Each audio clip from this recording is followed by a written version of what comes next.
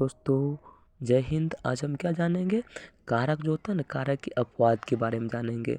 इससे पहला कौन कारक दिया हुआ है, कर्म कारक। कर्म कारक के अपवाद को यहाँ पर समझेंगे। क्या दिया हुआ है, यदि हिंदी वाक्य में निम्नलिखित शब्द में से कोई शब्द आए तो उसमें कर्म कारक का प्रयोग होता है।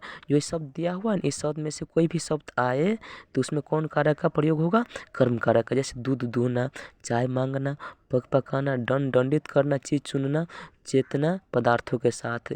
और ब्र मतलब बोलना, नि मतलब ले जाना, चुराना, बुलाना, सुलाना, कोसना, पुकारना, जमाना, भगाना आदि आदि ये शब्द आए न तो इस शब्द के किसी वाक्य में जो सारे शब्द दिया हुआ है ये शब्द आए तो उसको कौन कारक समझेंगे, कर्म कारक। उसके बाद क्या, परितः सर्वत्र चार हो। किसी वाक्य में चार ओर की बात आ जाए या गत्यार्थक योगी यानी जाने के अर्थ में, किसी वाक्य में जाने के अर्थ में चार ओर की बात आ जाए ना तो उसे कौन कारक समझेंगे, कर्म कारक। जैसे क्या दिया हुआ, वह गाय से दूध दूहता है।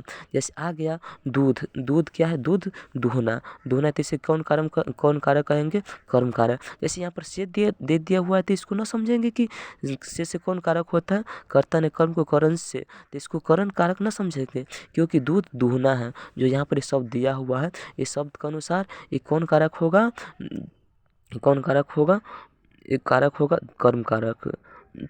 क्योंकि दूध दूहना ना होता है तो यह कौन कारक होगा, कर्म कारक। क्या, उसके बाद गांव के चार ओर वृक्ष है, यानी गांव के परिता है ना, परिता आ गए। जैसे चार ओर जैसे किसी वाक्य में चार ओर की बात आ जाए तो उसे कौन कारक समझे, कर्म कारक।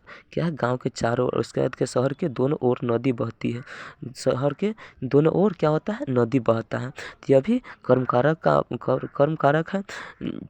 उसके बाद क्या, माँ रसोई घर में खाना पकाती है। माँ क्या करती है, रसोई घर में खाना पकाती है। जैसे पकाना हुआ, पकाना के कौन कारक होगा, कर्म कारक। ये शब्द है ना, इसमें से जो शब्द है तो इसको कौन कारक समझेंगे, कर्म कारक। वो पौधे से फूल चुनता है, वो क्या करता है, पौधे से फूल चुनता है। तो चुनना, किसी वाक्य में चुनना आ जाए तो उसे कौन कारक कहेंगे, कर्म कारक। और करण कारक की अपवाद की ओर चलते हैं। इसमें क्या है, करण कारक की अपवाद। जैसे साथ, अंग भंग, समय पूछा जाए, समय बताया जाए, इन सारे शब्दों के साथ क्या